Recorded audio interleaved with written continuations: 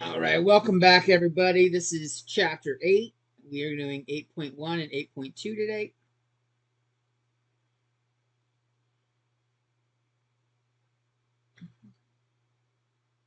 Yeah, just put it right here, 8.1 and 8.2. This is on sampling distributions.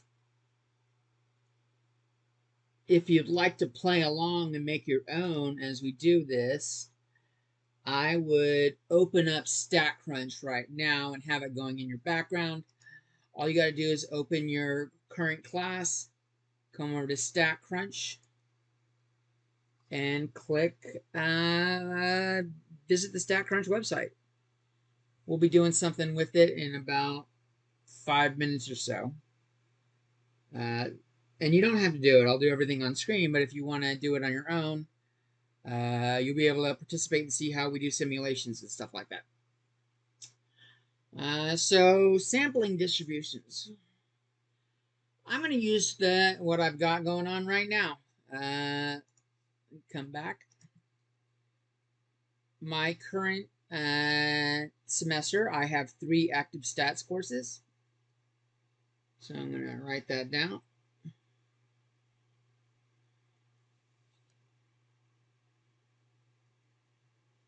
Just showing you that real quick. I think I need to hop back in it for StatCrunch to still work. I'll just pick a random one to hop into.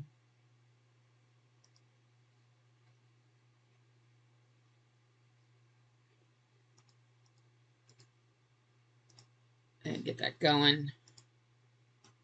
Okay. So I've got 3 active stats courses, and we all just got done with the midterm. And I haven't graded the midterm yet. Like the computer auto grades, I'm going to go through and do my own grading to correct rounding, give you partial credit for rounding errors, which happen. Everybody's got them. And then we'll see what happens from there. Other things I grade on as well, like it will automatically grade any multiple choice correct if it's correct and false if it's false.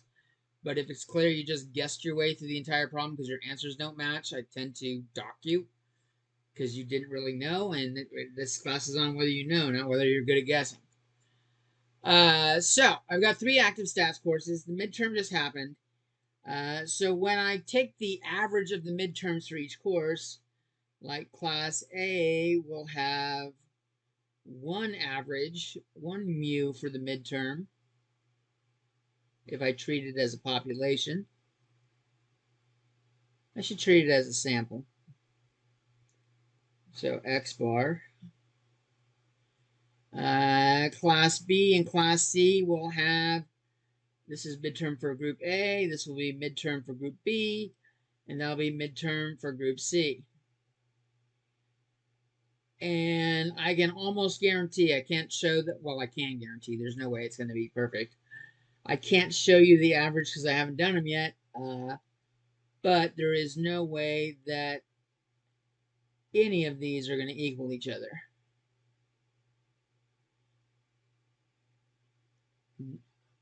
None of them are going to equal each other. They might get close. One might be 77.9, the other one's 77.8, but they are not going to equal each other, which means I can treat the sample mean as a random variable.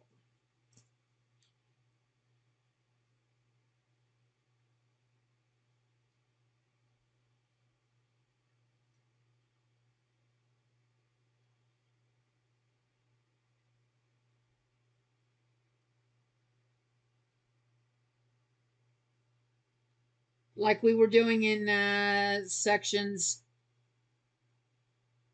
chapter 6 and chapter 7. And we were abbreviating this RV back then, and I still like RV.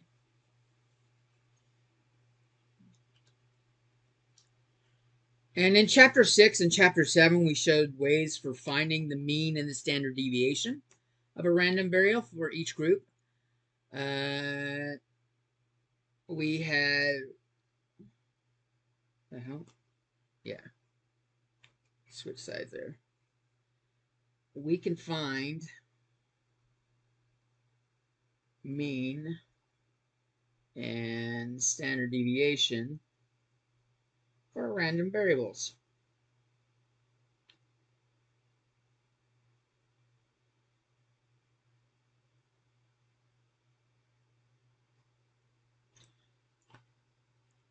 We learned how to do this with binomial distributions. We learned how to do it with Poisson distributions. Remember, mu equaled lambda t and sigma equaled the square root of lambda t. We learned how to do this stuff. But the one we like the most, the distribution we like the most, is the normal distribution.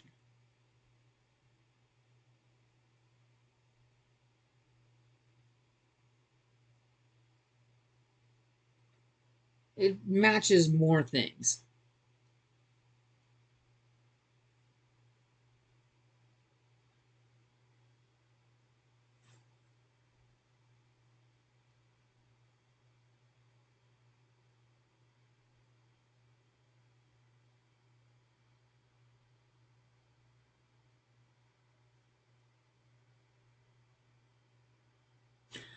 So we looked at finding the mean and standard deviation. Let's take a look at finding the mean and standard deviation for sample means. I'll give you a second to finish writing that down. We'll move that aside and do a fresh slate.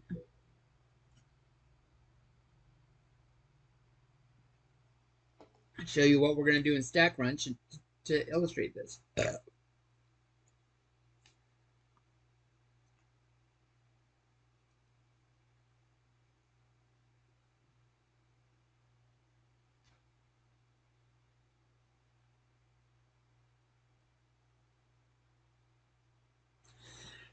If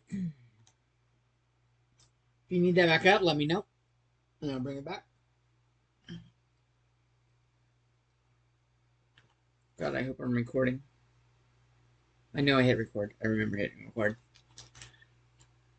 So, for the example we're going to do, we are going to simulate the IQ test.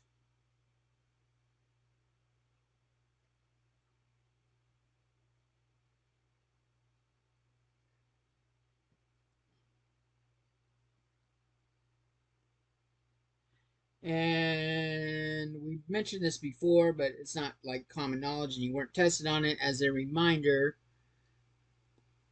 the mean for the population on the IQ test is 100 and the standard deviation is 15. This is for the population. So let's simulate this. Simulate an experiment in StatCrunch. Rather than going out and asking a bunch of people, we can simulate an experiment because this was a normal distribution. IQ scores are normally distributed. So we can do a normal simulation.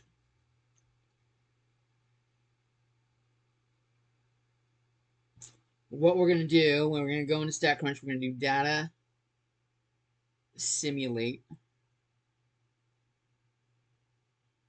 and normal.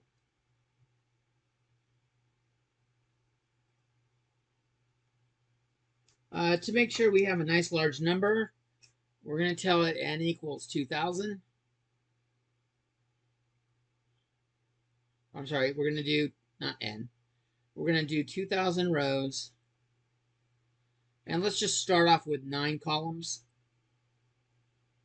Then we'll open up another browser or open up another window. Then we'll do 16, or not 16, we'll do 25. And then we'll do 100. Do 3 different windows. But when we're setting it up, it'll ask you for rows and columns. So it asks for rows, columns, mean, and standard deviation. So 2000 will stay the same each time. The mean will be 100. The standard deviation will be 15.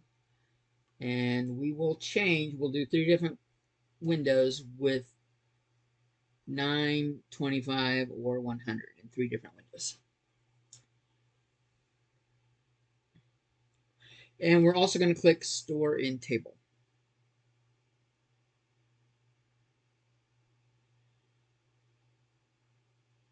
Well, that should store in table.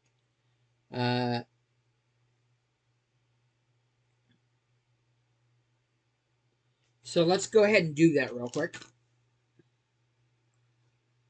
See if I can move this over and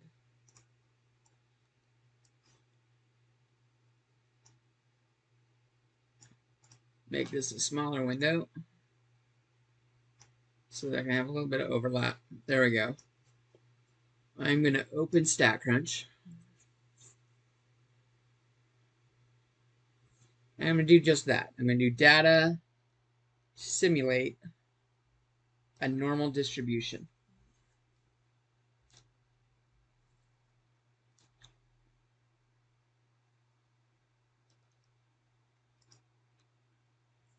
I'm going to tell it 2,000 rows.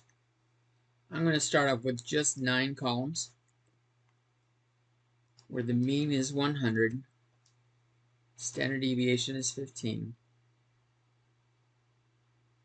And we're not going to do the open and new data table yet, but when we do the 25 or the 100, we will. In fact, we can set this up, do this 3 times now. It's probably a good thing to do. So I've got 200, 9, 115. I want to click on rounding. I'm going to do round or select.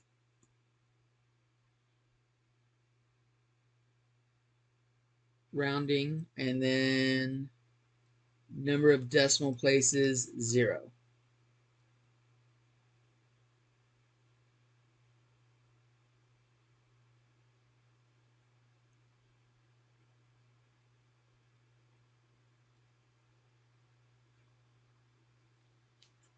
I'm going to click compute. And it made up, before I do the other ones, I'll just show you what it did. We have 9 columns. Notice the 10th column's empty, where it has simulated an IQ score that has where the mean is 100, standard deviation is 15. It's got 2,000 rows.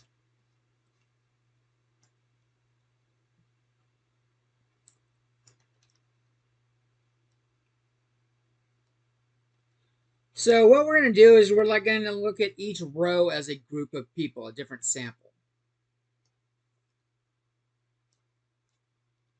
So each row will be a different sample.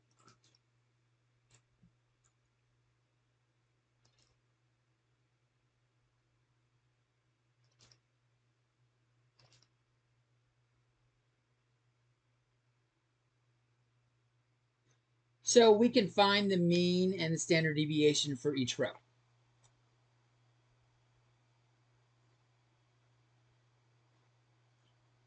Remember doing stats, summary stats? We used to do columns. Now let's do stats, summary stats, rows. So we're going to change it up a little bit. And sorry to interrupt. Whenever I'm following along, are my numbers supposed to be different than yours? They should be different. That's a great question. Phenomenal question. I should have pointed it out. Your numbers should be different, just like if I do this again, my numbers will be different. Okay, just wanted to make sure. That's worth pointing out. I'm really glad you asked. I meant to point that out. I will do that again and show you that I have 2 different groups. So it's worth pointing out.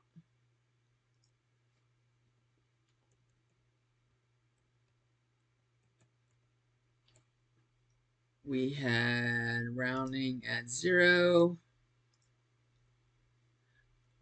Okay, my first group's got 90, 89, 103. My other group's got 103, 118, 119. So excellent point. Your numbers will be different.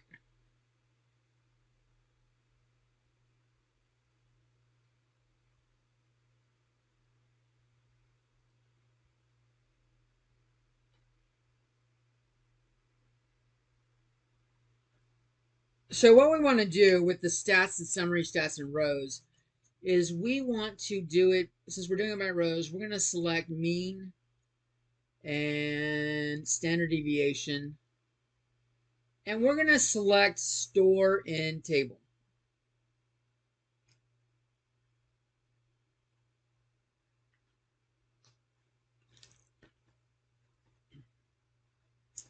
So it's been a while since we've done summary stats, right? We normally do columns. This time we're going to do rows. And I'm going to just select all the rows, all the columns. And I'm going to say mean and standard deviation alone. And I'm going to say click store in data table. And it has added 2 new columns for me. It says, and the columns are labeled, and they're labeled well. Row mean and row standard deviation. So I can see the mean of the first row was 105, even though the overall means 100. The mean was 105. It did not have a standard deviation of 15. It had a standard deviation of 12, 12.4. Second group was much closer than to 100. Look at this. Group 15 had an exact mean of 100, but their standard deviation wasn't 15. I've got some that are really low. I've got a 91 here. Let's see. Do I have any ones that are? Do I have any that are lower than 91? I guess I would have to check 2,000 rows for this. This doesn't seem productive. There's an 88. So I got means that are all over the place.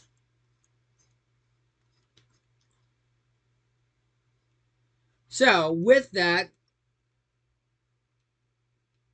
then these are all means. This is a mean for a sample. I'm going to change that name here. Mean for sample size 9. Just so we can remember what we're doing here. And since I told you that's why I was saying this is a random variable, we can have different groups. And if we want to find the mean and standard deviation of a random variable, and we've got the data like we do here, we can do stats and summary stats again. So this time, we're going to do stats, summary stats, and columns.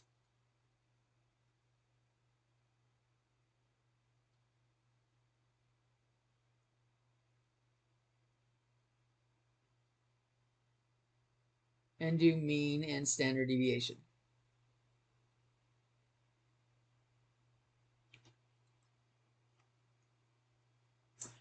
You don't need to store this one in the table. We're just going to make a note of it. But we want to do it on that last, or not the last one, but the mean row. Okay, we're going to do it on the mean row. And we're going to select mean and standard deviation.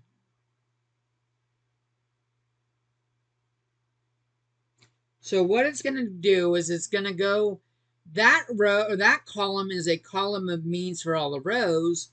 And now what this is going to do is find the mean for that column. So this is kind of like the mean of the means. It's like inception mean. Click compute. And I'm going to write this down on another tablet. But my mean was, and yours will be different, but probably close.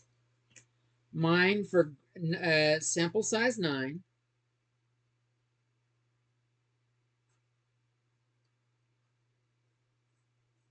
I don't want to do this.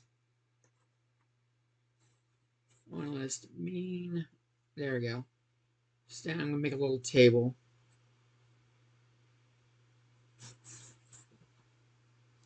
I'll show you what I'm doing. I'm making a little table. And we'll go with sample size. So when I had a 9, my mean for me and your means will differ.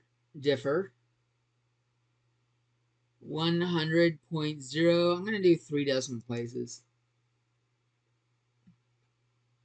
And I've got 5.105 for my standard deviation. Yours might be higher than 5.105. It might be below 5. It might be like 4.9. But it'll be something like that. I also want to do this for sample size of 25 and 100.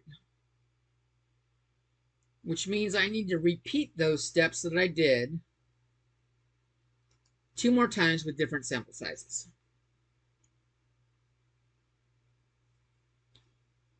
To do that, I'm going to do data, simulate, normal. We said 2,000 before. I'm going to do 25 columns this time. I'll have mean is 100, standard deviation is 15. I'm going to say number of decimal places is 0, but I'm going to click on Open in New Data Table.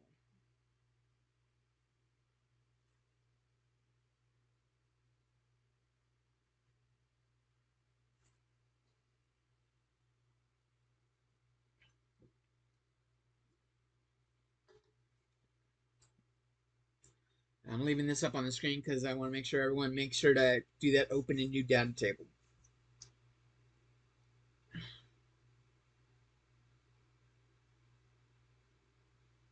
Okay. Notice I have another tab with different numbers in the first. Oh, look at this. 63 in row 2. Interesting. Now I've got more columns. 25 columns, but I still got 2,000 rows. So at this point, we did stats, summary, stats, rows.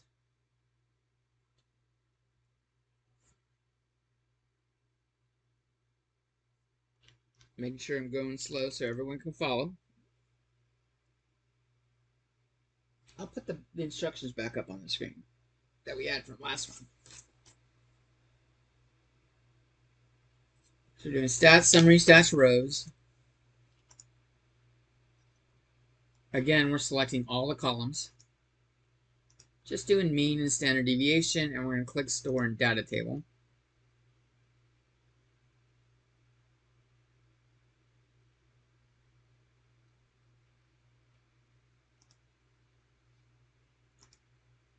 I got some new values. Row mean is the group we're going to do our final thing on.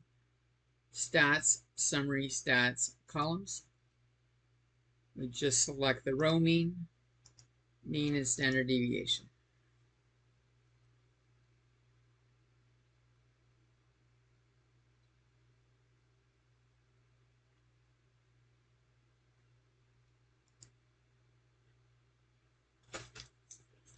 So this time I'm writing down my new values here in my table.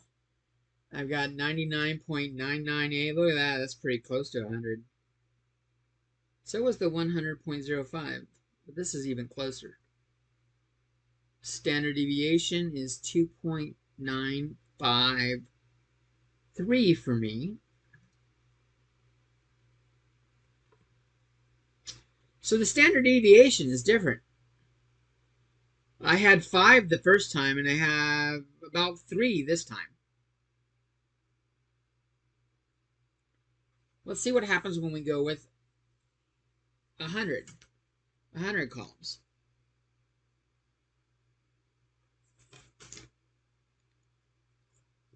So I'm going to do that one more time. Data, simulate, normal. We can do a lot of simulations in this. This is actually kind of neat. 2,000. I'm going to say 100 columns this time. A mean of 100. Standard deviation was 15. I want to do rounding. And I want to open in a new data table. And what's happened different this time is 100 columns rather than 25.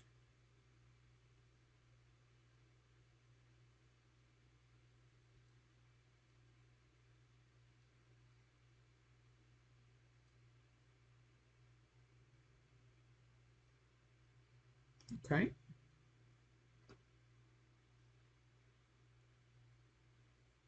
Oh, well, 132. Look at that. That's a high score.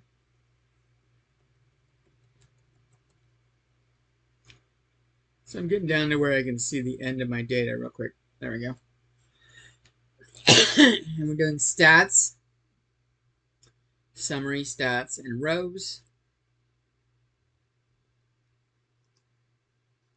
We'll select all the columns again. Do mean and standard deviation. Store and data table.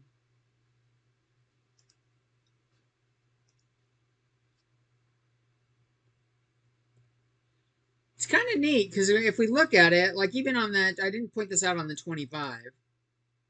Let me point out here.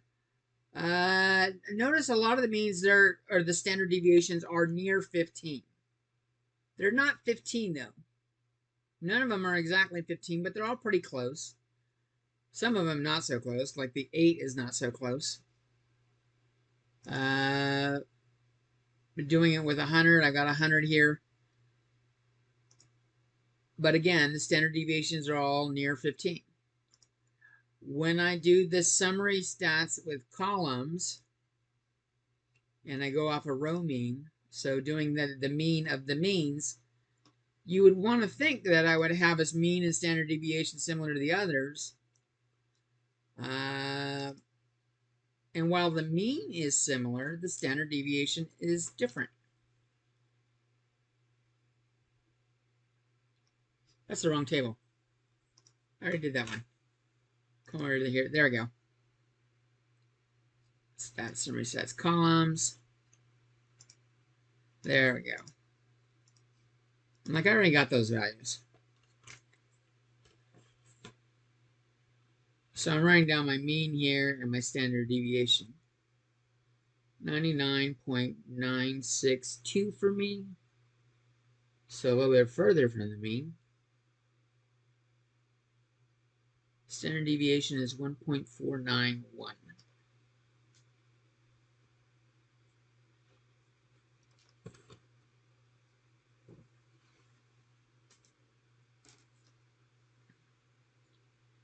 Okay, so these are what I had. I'm going to bring this back up, make this the main thing for a little bit.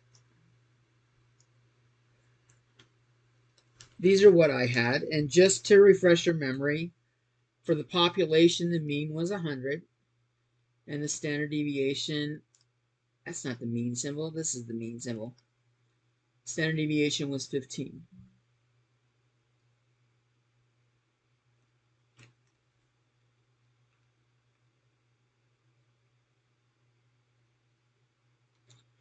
And if I were to approximate these, I would say this is about 5. This is approximately 3. That's approximately 1.5. So why is my standard deviation changing as I do different sample sizes?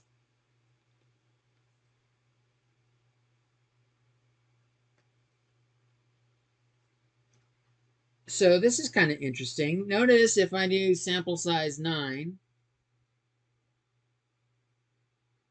if I divide the actual population standard deviation by my standard deviation, what do I get?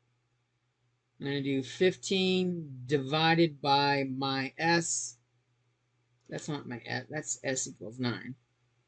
My S is 5, and I get 3.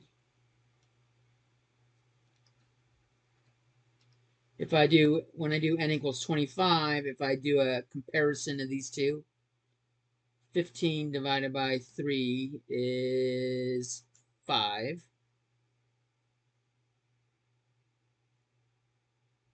And if I do N equals 100, sigma divided by S is 15 divided by 1.5 is 10.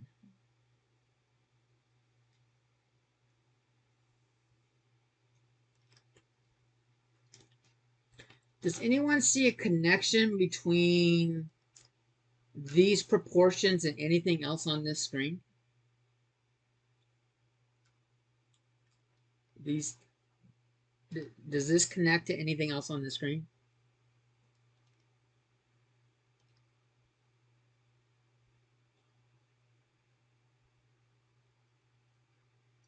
Are they multiples for the sample size? Or multipliers, I think that's what it's called. They're related to the sample size. Yes. The square root of 9 is 3. The square root of 25 is 5. The square root of 100 is 10. So what we will find when we do like the mean of sample means, like I did here, we're going to see our mean still stays close to the 100. The x bar is still approximately the same thing as mu. It hasn't changed. In fact, if we do enough of these, they're identical.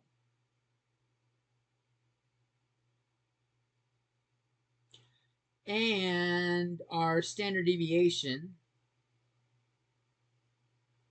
is the population standard deviation divided by the square root of n.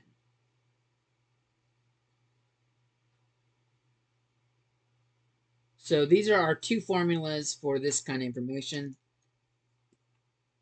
You will see stuff like this pop into the questions. Mean and standard deviation.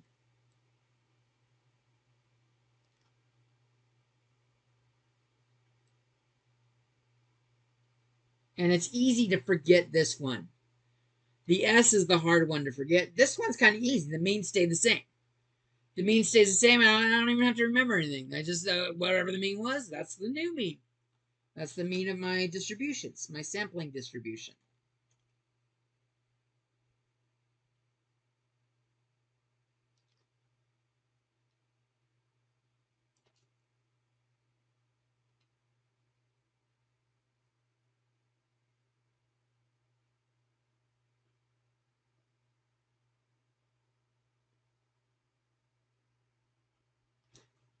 Some other things worth noting there. This is our standard deviation, right? The 5, the 2.9, the 1.5 up here. So if I get rid of my calculations here and just write on the screen.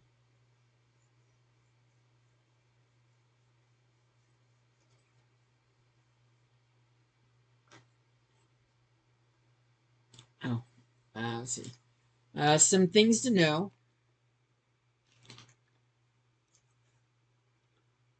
As n goes up, the spread goes down.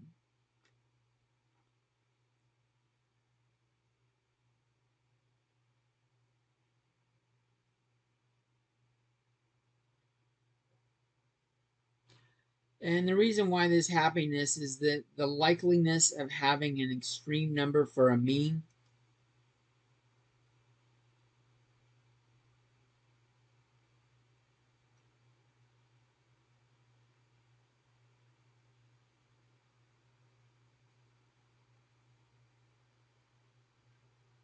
gets lower.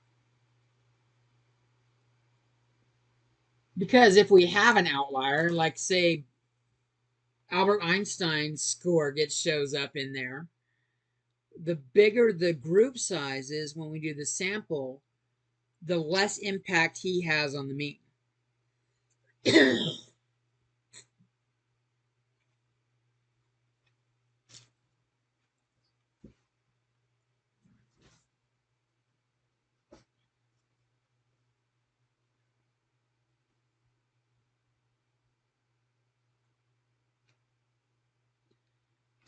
Something else I want to show you, but I need to show you on StatCrunch pictorially what's going on graphically.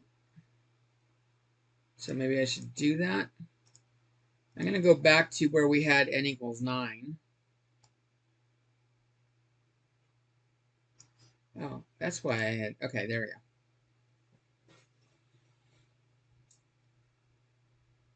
And I'm going to do a histogram on this mean right here. The mean for sample size 9. So graph histogram. I'll go mean for sample size 9. Maybe I'll click value above bar just to see what it says. I'm going to click compute. Look at that. It's almost bell-shaped. I would use that to describe that as bell-shaped. Oh, we got an outlier over here. We got a mean in the 120 to 122 range. Wow. If I do the same thing for the 25 and 100 groups,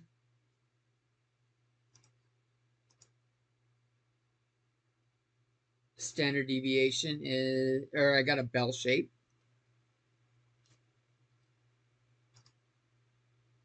Let's do it here.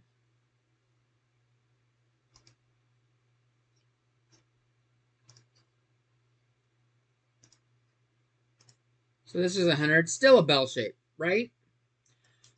But I said we had a normal distribution in the first place.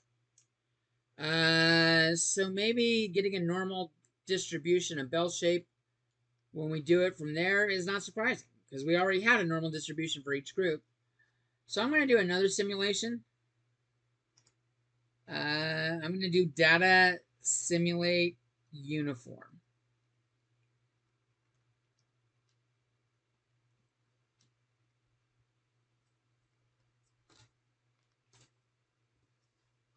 So data simulate uniform.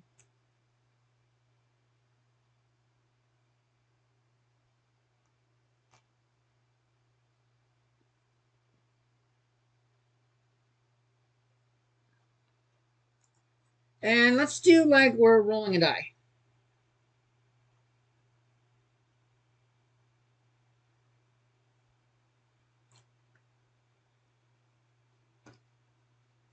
So we'll go back to 2,000 rows. We'll start with something low, like 9 columns. The minimum value is a 1. The maximum value is a 6. Is that going to work? Or round to 0?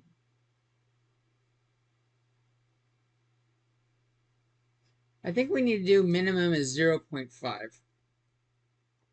And maximum is 6.5.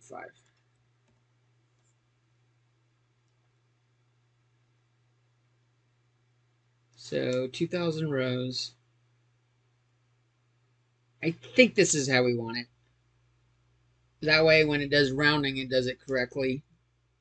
And we have an actual fair distribution. We're going to do min is 0.5. We're going to do max is 6.5. I might change that in a second. And we're going to do 0 decimal places on rounding.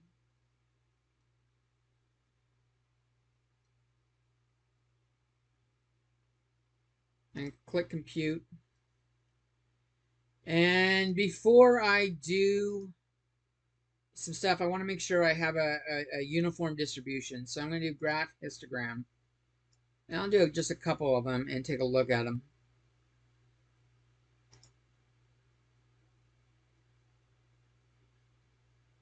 Oh, I need to do graph histogram on the uniform stuff. I meant to open this in a new data table, and I did not. I'm going to do that real quick. Data, simulate, uniform.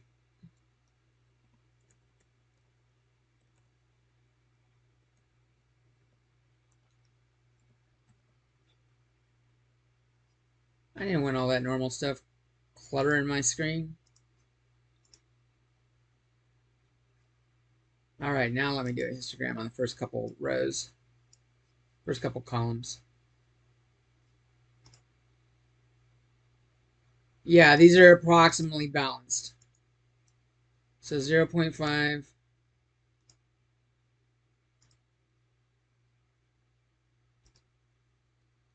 So 0.5 to 6.5 is good. I will do the stats, summary stats on rows again. Highlight them all. And I'll just do the mean for this time. And I'll store it in the data table.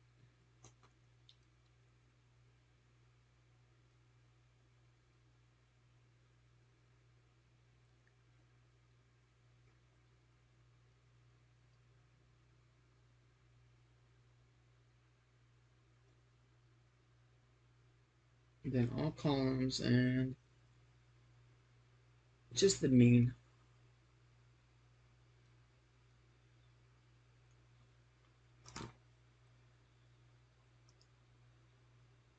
And we're going to do a histogram on the row mean.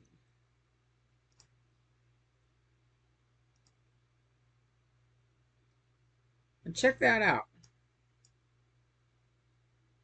The histograms for the other ones, the histogram for each row was about uniform. Uniform is the columns have the same height.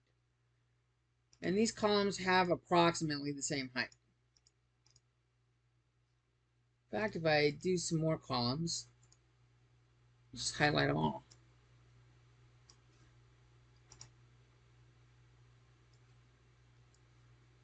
Doing each row one at a time. The heights, that one's the closest where the heights are all about the same. But when I do it off of the mean of each row, this is kind of close to bell-shaped. Well, let's make n go a little bit higher. Let's do data simulate again. This time I'll just jump to 100 rather than doing the 25. We're going to do uniform again. 0.5, 6.5, rounding, and a new data table. So with 100 columns this time.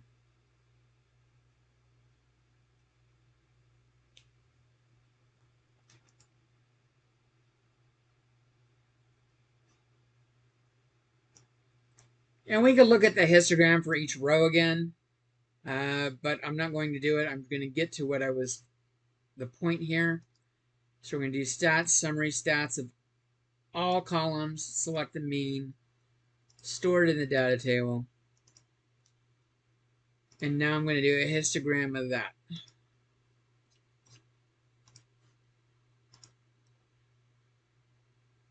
That's almost perfectly bell-shaped.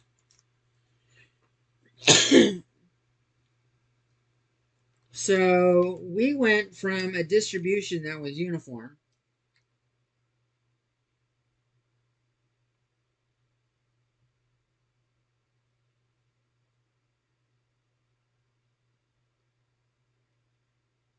and when we did, what we've been doing is a sampling distribution. We sampled different distributions of uniform. So when we did the sampling distribution,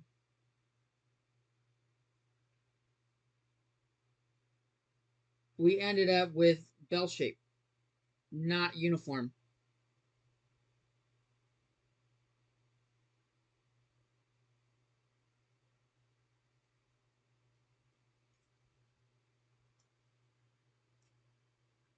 Whoa.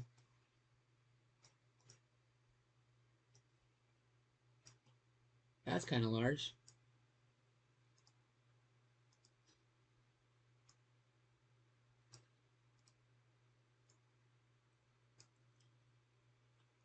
Okay, so this is called the central limit theorem.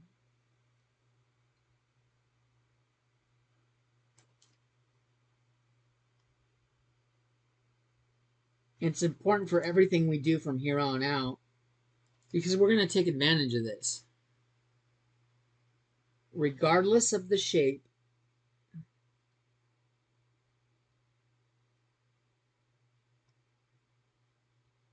of the underlying distribution,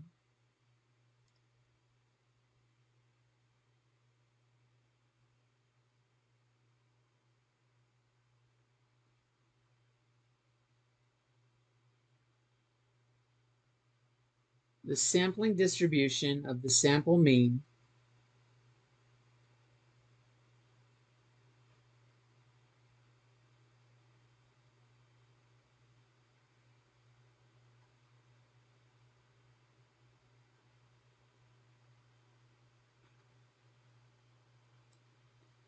is approximately normal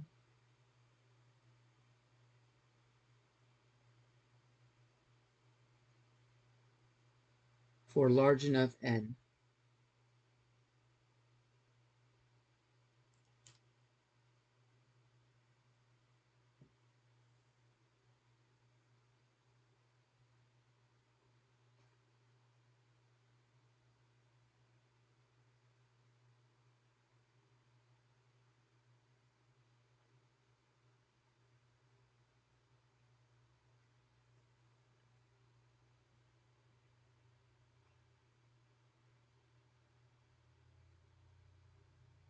And that might be worth showing a version where n is not large.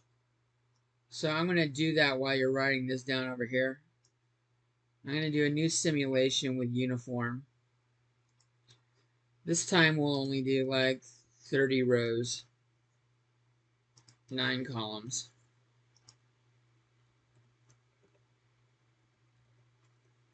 Okay, maybe go 20 rows.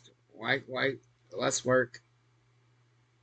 We'll do number of decimal places fixed. Open a new data table. Now I've only got 20 rows.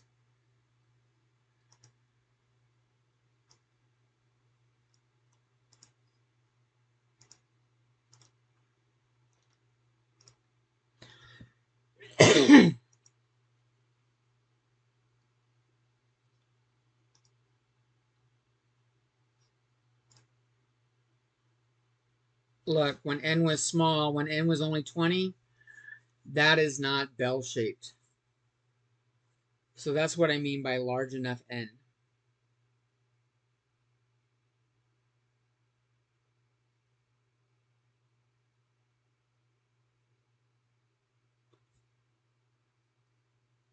I wonder if I can add more rows here.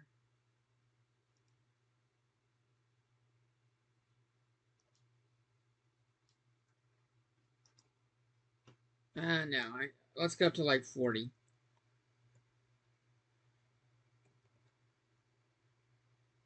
Shit, I wanted uniform.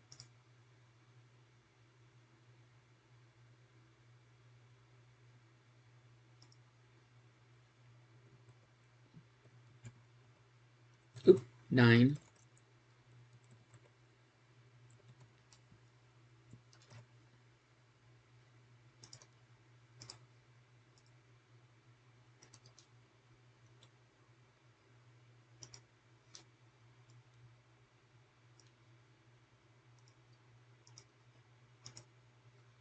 So when I do n equals 40, is that large enough n? I did n equals 20 and it wasn't. This is getting pretty close. And n equals 40 is pretty close. We will see that like the recommendation is n is greater than or equal to 40 is the best choice. Some books will say n greater than or equal to 30. Maybe we should try that here. Let me just delete out the bottom 30 row or bottom 10 rows.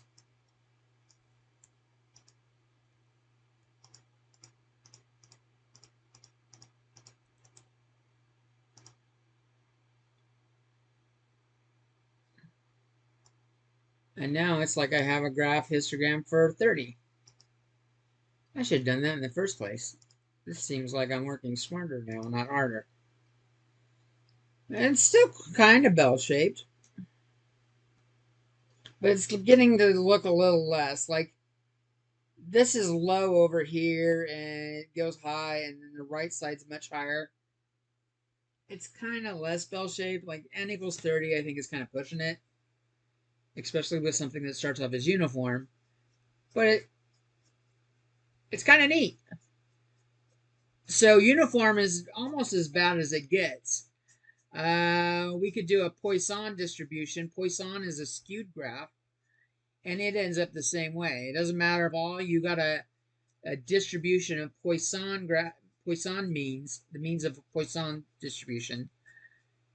The histogram of the mean of the Poisson will be normally distributed or bell-shaped, even though the Poisson is skewed.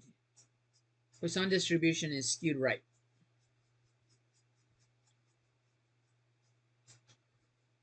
That's kind of neat. Let's do a couple questions from our homework set. How's that sound? Close all these extra windows here. So assignments. I thought you might like that. We're doing chapter 8. Let's take a look at question 6 and question 10 right now. Then I'm going to do 8.2 and we'll look at like another one.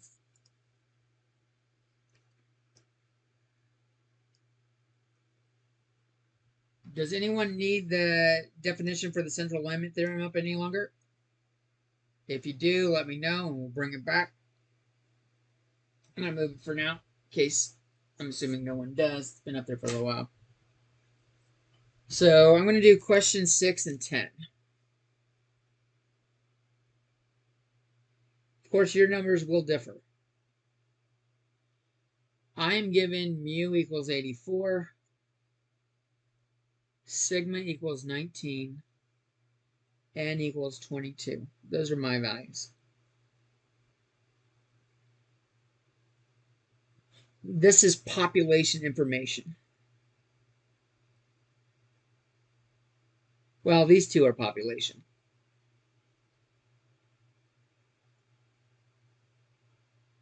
And then we're going to do a sample with n equals 22. And so when they do mu of x bar, that's what they're asking here. Mu of x bar is the mean of the sample distribution.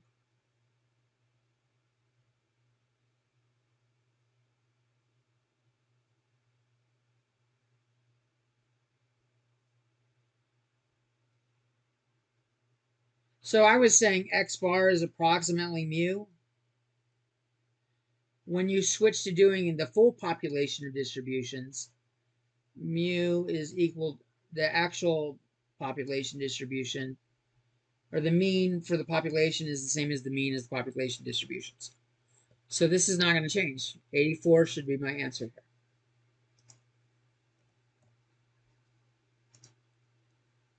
here. Okay.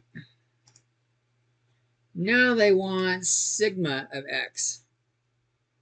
So remember we were looking at, I said S is, well, the way when we were doing it, S was approximately sigma over the square root of n. When we upgrade it and treat it as all distributions of the sample mean, that's why they're doing x bar down here. They're saying mean of sample means, standard deviation of sample means. The x bar down below is like saying what the group is. This is exactly equal to sigma of the population over the square root of n. So for me, that should be 84 over the square root of 22, which is not something I can do in my head. 22 is close to 5, a little below 5. I'm guessing this is, I don't know, around 19 or 20. Square root 84 divided by, oh, not square root 84. 84 divided by square root of 22. Look at my estimation skills. 17.9. Oh, they want 3 decimal places. And to 3 decimal places, I got 909.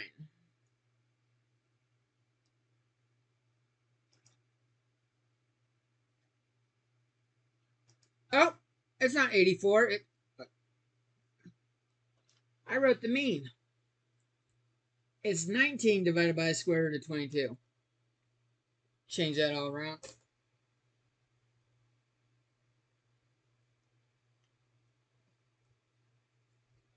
Look at your teacher being all hasty and fucking things up.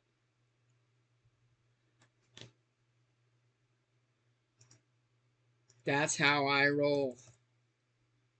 Give a perfect lecture so far and then jack it up on an example.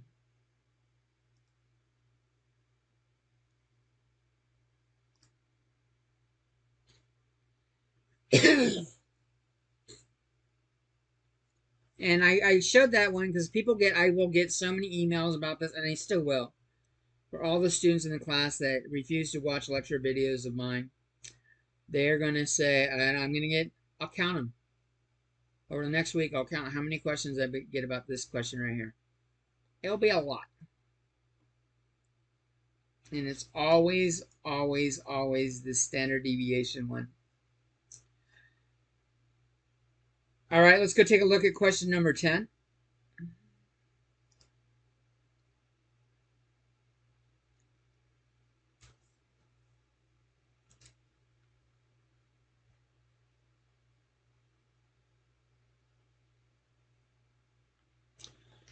The shape of the distribution and the time required to get an oil change at a 10-minute oil change facility is unknown.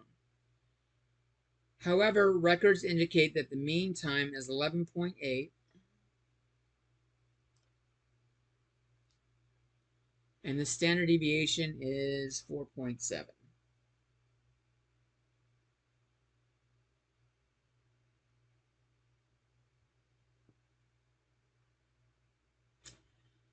To compute probabilities, the question is for A, compute probabilities regarding the sample mean using the normal model. What size sample would be required? We were looking at, we wanted n to be greater than or equal to 30. I like 40 better, but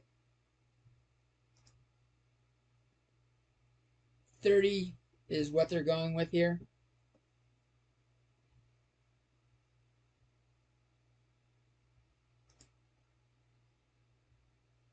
So we don't need to know what the distribution is. If we do sample size large enough, we're doing good.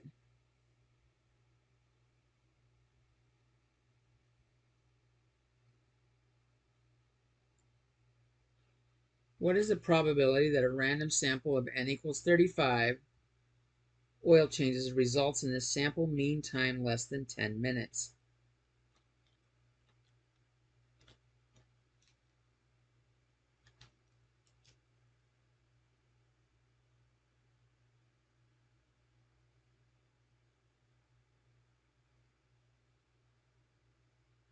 And they want to know x bar is less than 10 minutes.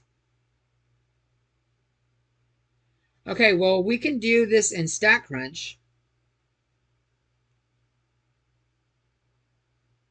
Because we know this is a normal distribution. We can model it with a normal model if we have n larger than 30. N is larger than 30, so we can model this with a normal model, which means calculator, stats, calculators, normal.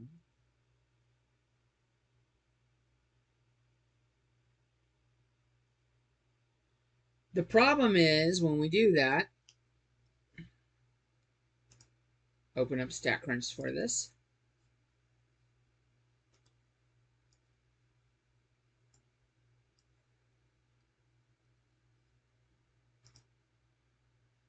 It wants the mean that we can give it is 11.8.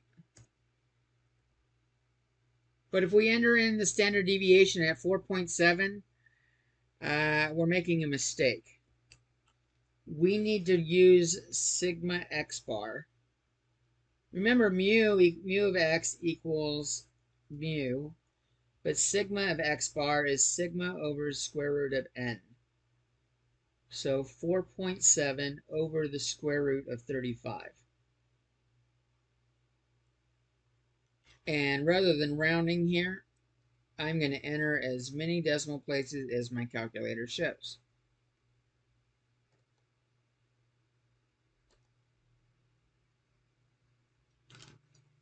Zero 0.79444499.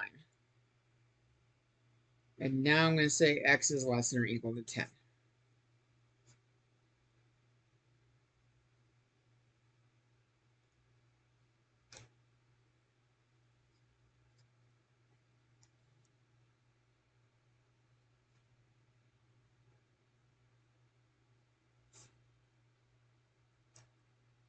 Okay, so we got to make sure we change the standard deviation. We'll click compute. And I get this value right here. I will copy and paste that over into my math lab and round accordingly.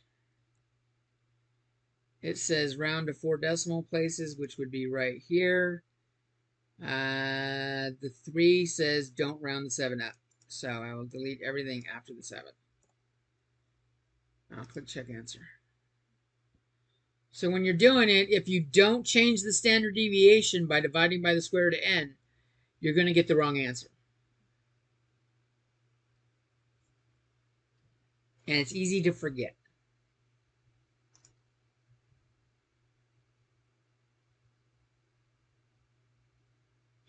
Suppose the manager agrees to pay each employee a $50 bonus if they meet a certain goal.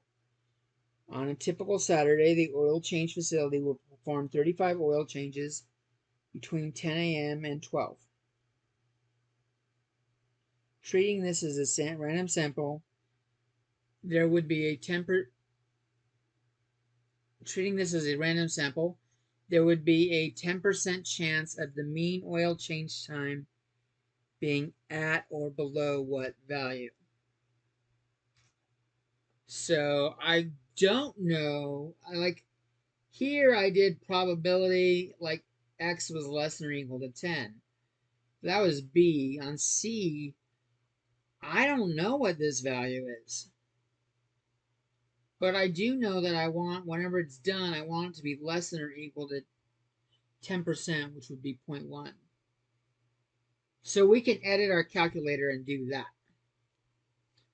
Do I still have my calculator up where I don't have to retype everything? Oh, excellent, I do. Because notice they didn't change n, so n is still 35. I can do the same thing. I can make this 0.1. Click compute, and I'm getting 10.781878. I read the question again. It says round to 1 decimal place, so if I do 10.8, will it look good? 10.8, notice, gives me higher than 10%.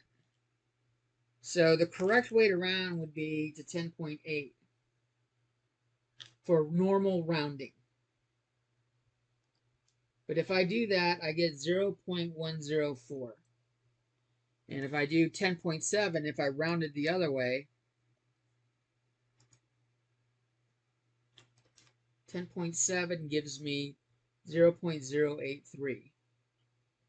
I'm going to try 10.8, but I don't think they're going to take it.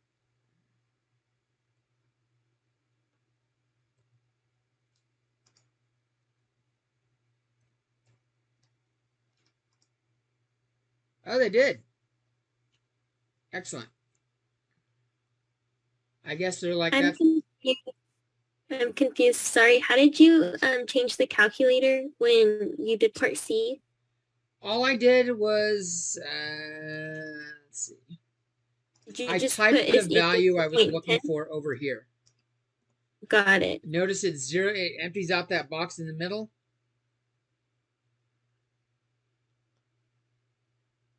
Yes, I Okay. got it. I think I just It's okay. didn't catch what you did. That's fine. Some people call this a reverse normal. I never remember that. Ever. Ever, ever, ever.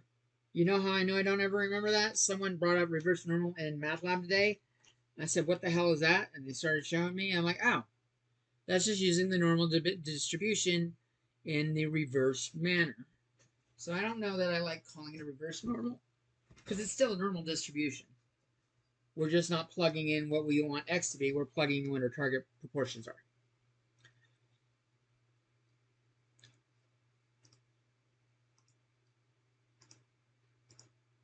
Okay, we'll come back to doing some more on this in a second.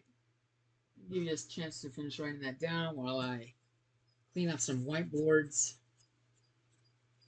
And we do the final bit here, 8.2.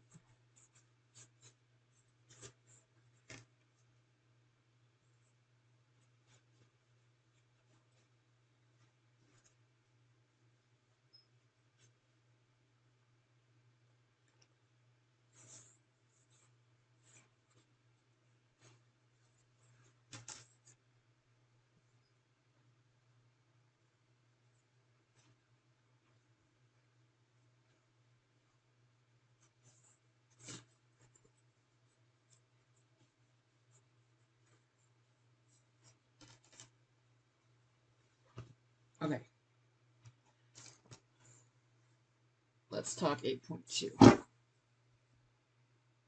Let me bring this over and make it bigger again.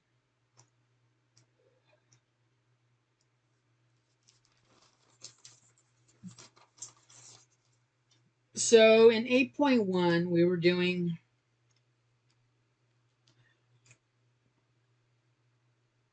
with sample distribution of sample mean.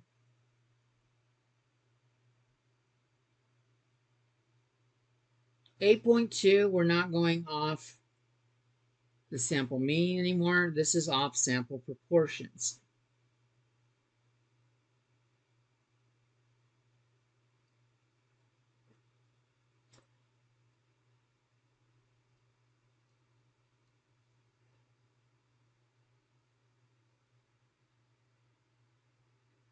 So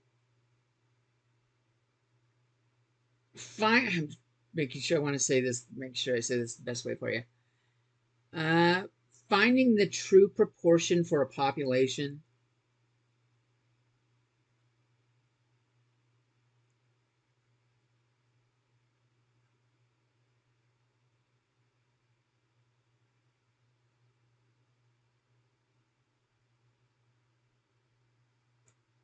is extremely difficult, if not impossible.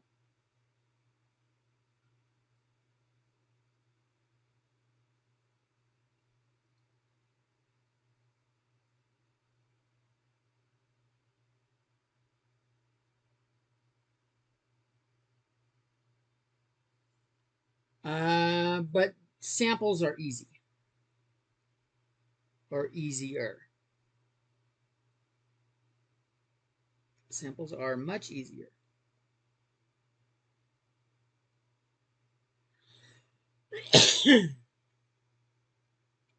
And I'm going to say, think about the US Census.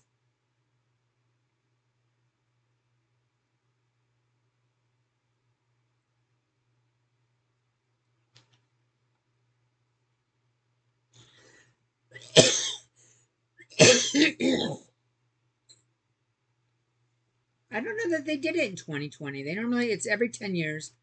And I want to say they normally do it on the year that ends in a 0. But 2020, we had a pandemic, and I don't know that they actually did it. That's kind of interesting. Normally, the U.S. Census, they do it every 10 years, and they survey every house in America. They do the entire population. They ask about the number of people living there, ages, all sorts of stuff. But if we think about like doing that for the entire fucking country, boil down. Let's just do Visalia. Even if we had 1,000, that's a lot of people working. 1,000 people going door to door. Well, maybe 1,000 people would work in Visalia.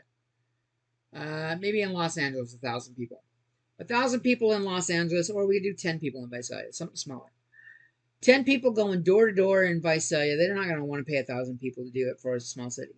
They got 10 people going door to door to ask these questions. You start on one side of the town. By the time you get to the other side of the town, hitting every single house, it's not the same day. It's not the same week. It's probably not even the same month. So by the time you finish, stuff has changed in houses that you hit on the first day. At least one of the houses has a new birth. At least one of the houses has a death. Scale that up to the U.S. By the time they survey the entire U.S. Census, the information they were getting on the first couple days, first couple weeks, is no longer 100% accurate, but it's fairly close. That's what I mean by extremely difficult. The true proportion, we couldn't get it with the U.S. Census. Because by the time the census is done, it's no longer accurate. It's close, though. So we can do samples. In a survey I've asked before, what do you think about Luke Skywalker in the first Star Wars movie?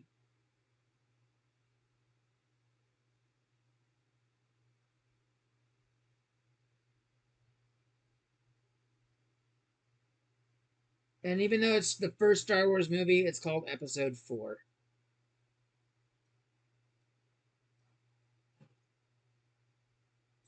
Actually, they use VI. They use Roman numerals for it. And I asked people, did you think he was a hero? Did you think he was a whiner? Uh, no answer. Or other. I asked people that, and I asked 42 students responded. And the results I got were 9 people thought he was heroic, 33 people thought he was a whiner, and the other 2 were zeros. I'm betting not every single one of you has seen the first Star Wars. Maybe there's 5 of you. You might have all seen it. Generally, when I ask this in a class face to face, about a third of the class hasn't seen it. The older you get, the more likely this happens. In the first episode, Star Wars, Luke Skywalker ends up being the hero. If you've seen any of the later Star Wars, he's a hero. In the very first one, he's a 18-year-old little punk ass bitch. He whines incessantly. He is not heroic at all. So I answered whinerous myself. But if I wanted to use this as an estimate for the population, which is where I was going with this, I can estimate the population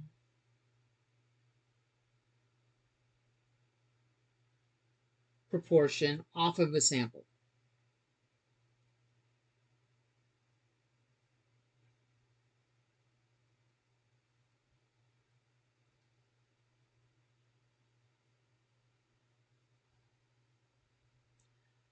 When we do that, they use, I'm just writing all over my hands. Rather than using P, they use P with a little hat on it. In fact, we call this P hat. This is called the point estimate. It's the point estimate. We're estimating the population proportion off a sample proportion.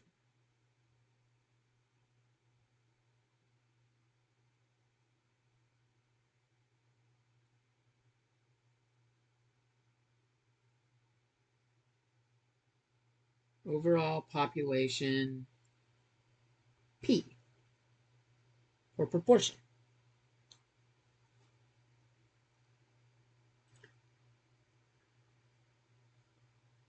Now, if I ask a different 40, so if I look at heroic here, P hat for heroic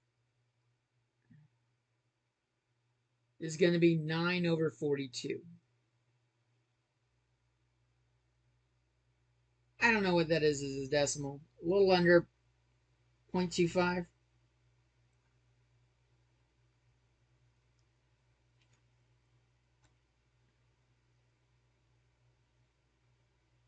0.214.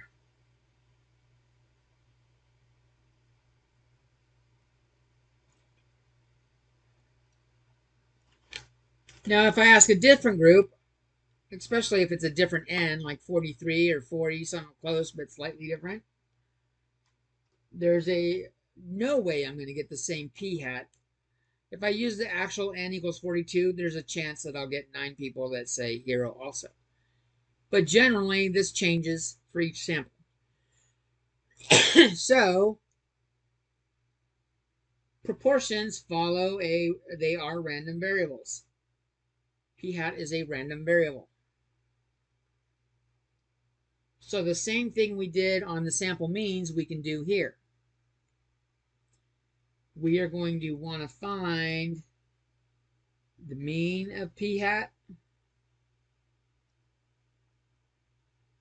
and the standard deviation of P hat. And we'll do that on the next page.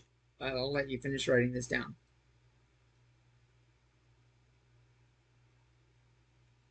That's what we're going to start looking at.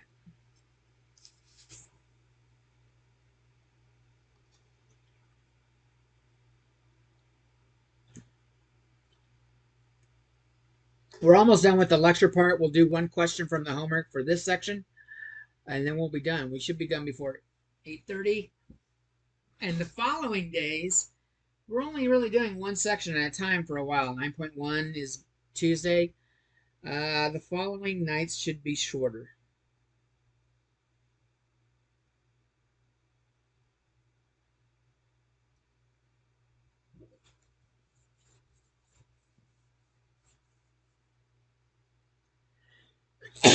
Everyone ready for a little more?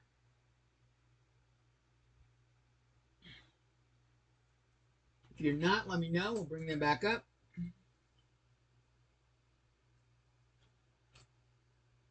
So as I was saying, p hat changes depending on the sample.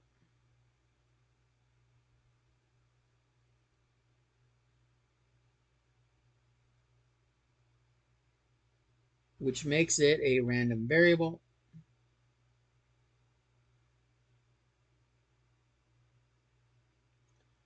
And so we want to find the mean of p hat.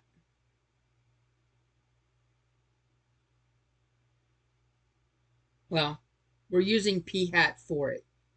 We want to find the mean of the proportion. And we want to do sigma of the proportion, p. It turns out we're just going to say the mean is p hat.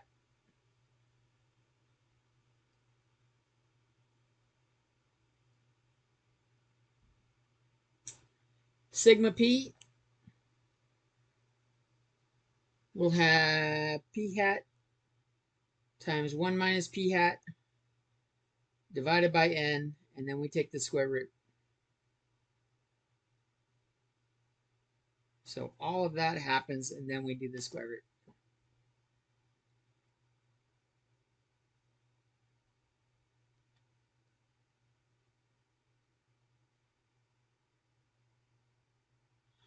And we wanted the sample, recall when we did the sampling mean, recall we wanted the sampling distribution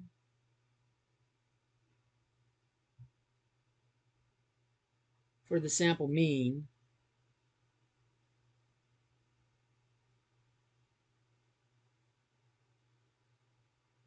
to be normally distributed.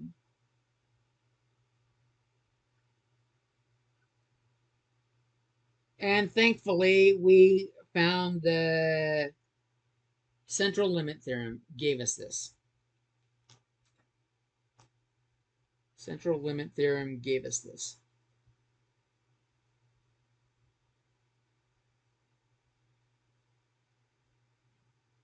We want the same thing for sample proportion.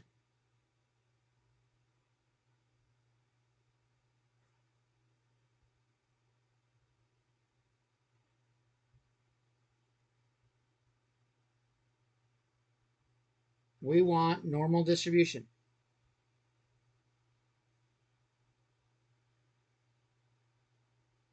for the sampling distribution.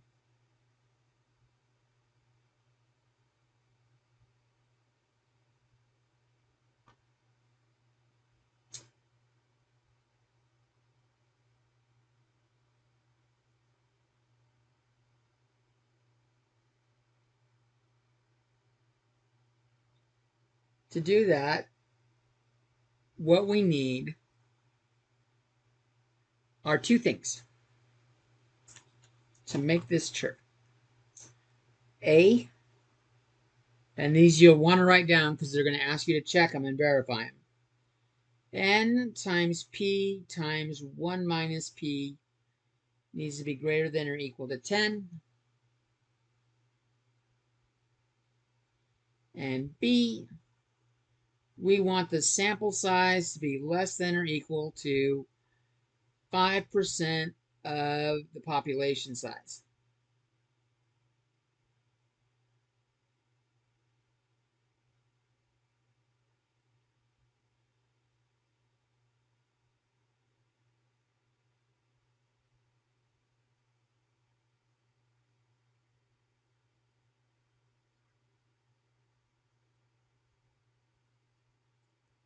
If these two criteria are met, I'm going to change colors. The sample proportion is approximately sampling distribution for sample proportion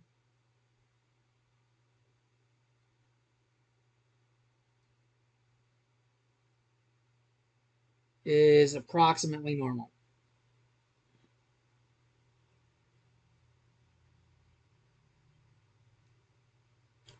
And that's what we want.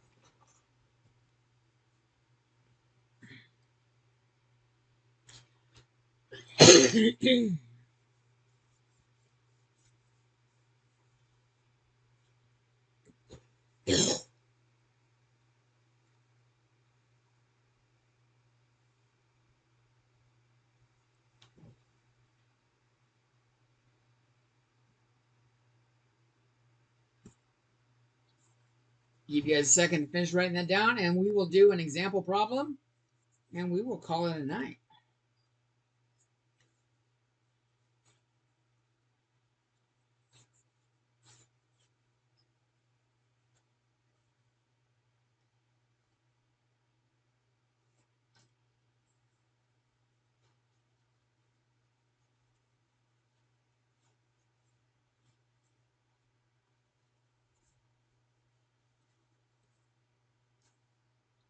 All right, you guys ready?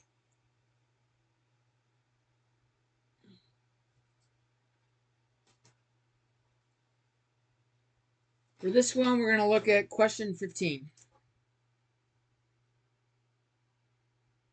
in homework chapter 8.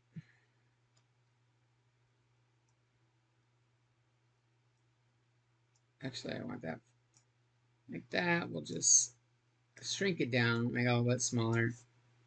We're going to come over here and we're going to look at question number 15.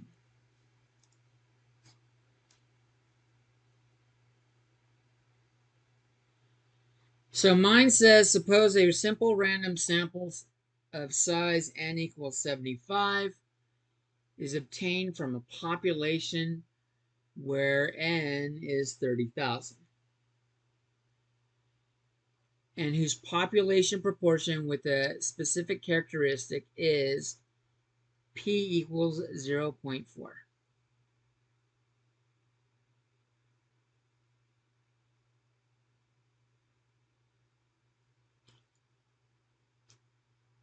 Describe the sampling distribution of p hat. So to find out if this is where we got to do that last thing. We need to test or describe sampling distribution. We want to know if it's normal or not.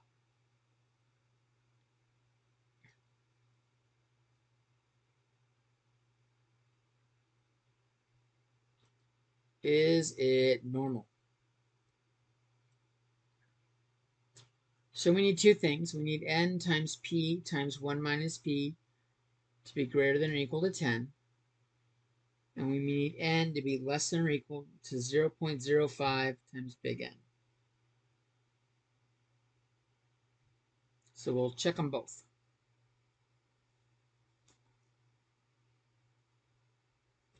I've got n is 75. I've got p is 0.4. And I've got 1 minus p is 1 minus 0.4. So I'm going to calculate that out in a calculator.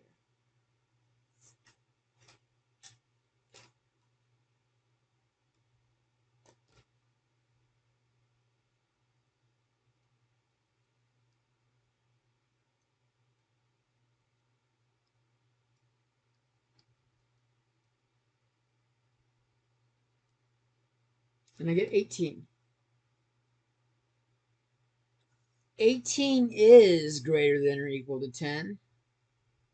So that's valid.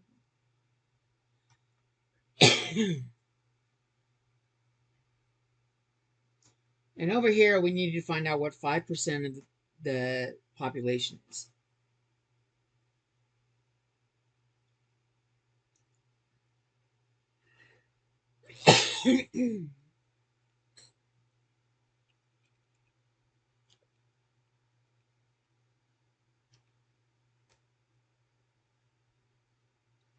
I've got 1500 is that right value, 1500. My n is 75. 75 is definitely less than or equal to 1500. That's valid as my bingo addicted wife, or used to be. That's a valid bingo. She would say some shit like that. Or the casino does, wherever she's playing bingo. So both criteria are met. The sampling distribution for p hat is approximately normal.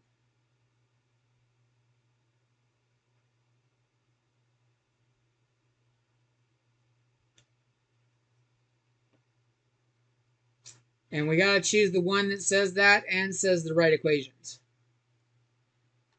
which is, for me, B. Your numbers might differ.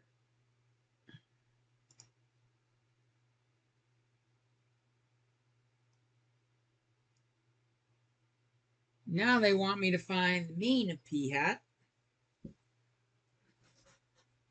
That's easy.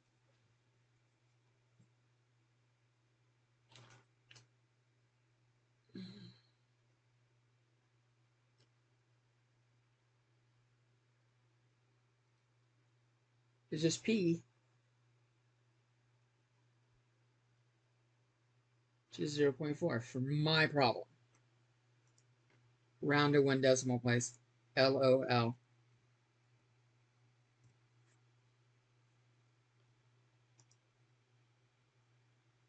All right, C is going to take a little bit more work. Now they want the standard deviation of p hat.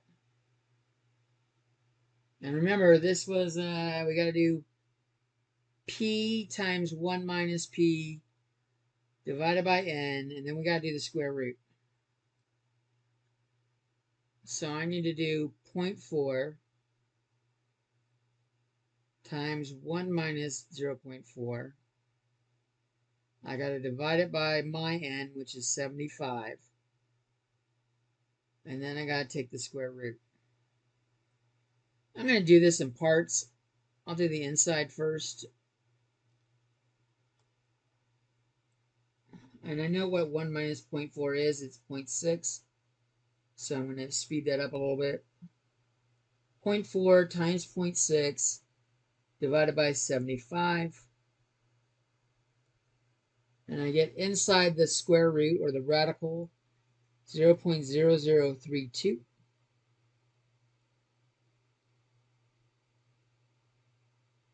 And when I take the square root of my answer, I get 0.056568542. Look at these guys, 6 decimal places. Holy crap. 1, 2, 3, 4, 5, 6. I got to round up, so that's going to be a 9. 6 decimal places.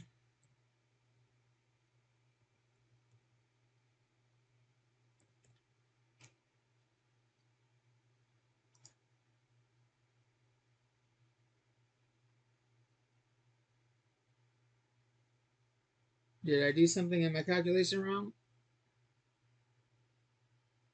Or did I type something wrong? I typed something wrong. 056568. Type my answer wrong. Not 5658, 5659.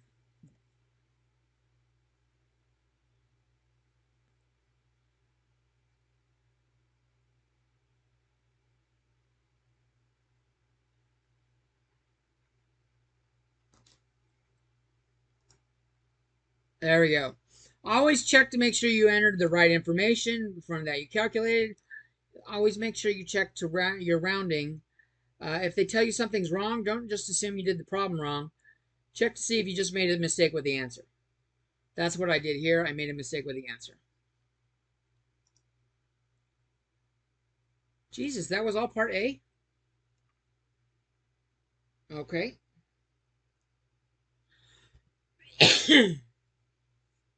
What is the probability of obtaining x equals 33 or more? So part B is probability that x is greater than or 33,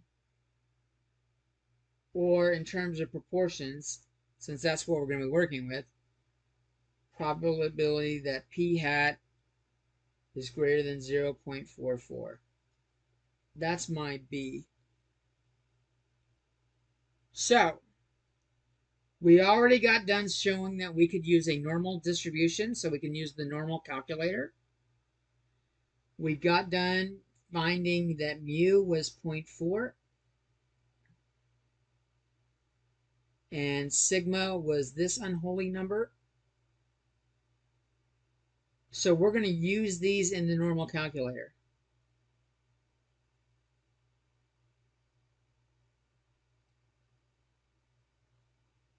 Okay.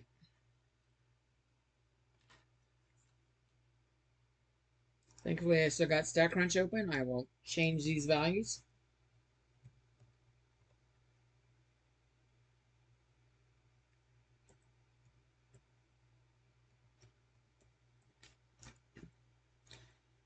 And my x is now like a p for here. So I need to do greater than 0.44.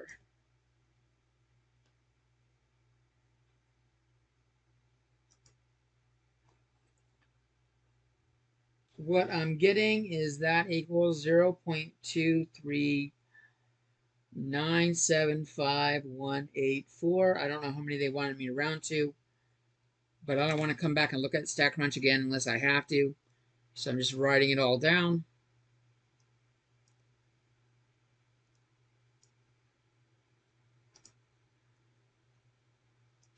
Four decimal places, 2398.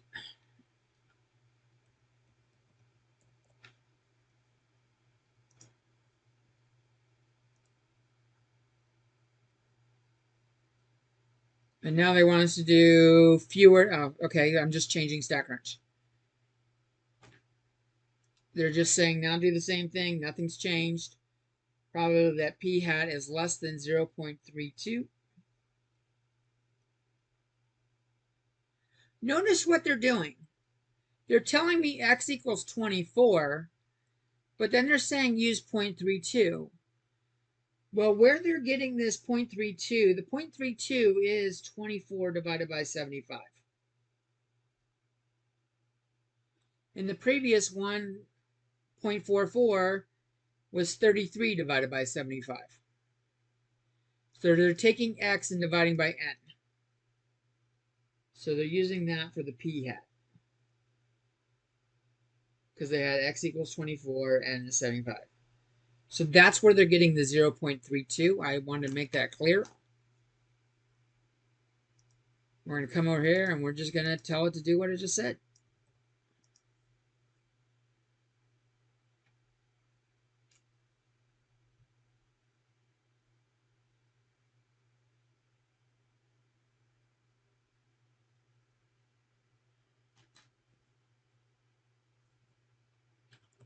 Come back over to StatCrunch. Again, four decimal places, 0.0787. God, every single one of them was rounded up. Gotta pay attention. They're tricky. They are some tricksy rabbits. And that's it for question 15.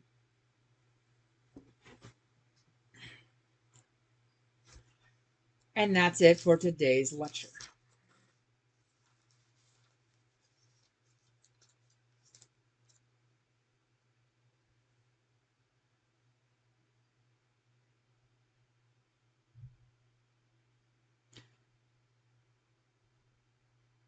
If you guys have any questions, go ahead and shoot. Otherwise, I'll give you a little time to write that stuff down.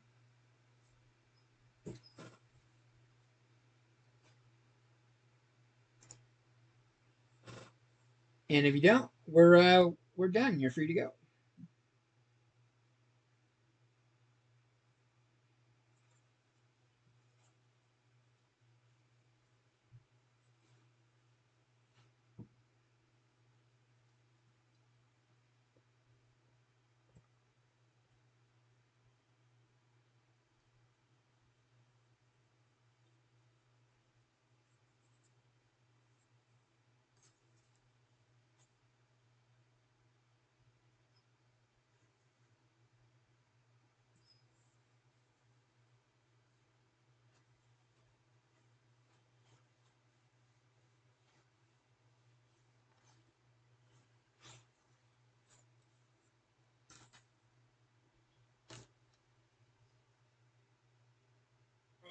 All right. See you, Professor Jones. Have a good one. You too. Take care, Emmanuel.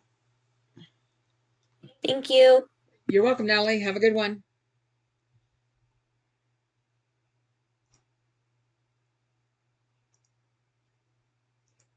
Record.